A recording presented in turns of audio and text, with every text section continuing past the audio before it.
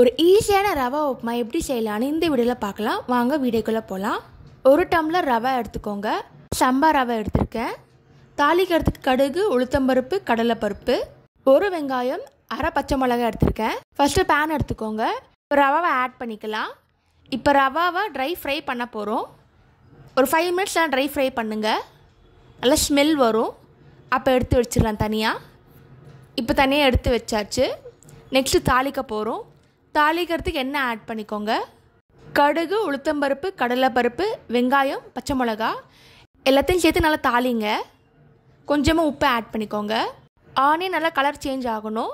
இந்த டைமில் தண்ணி ஆட் பண்ணிக்கோங்க. தண்ணி நல்லா பாயிலிங் டெம்பரேச்சரில் இருக்கணும். இந்த டைமில் நம்ம ட்ரை பண்ண ரவாவை ஆட் பண்ணிக்கலாம். இப்போ நல்லா மிக்ஸ் பண்ணிக்கோங்க. மிக்ஸ் பண்ணால் நல்லா வேகும்.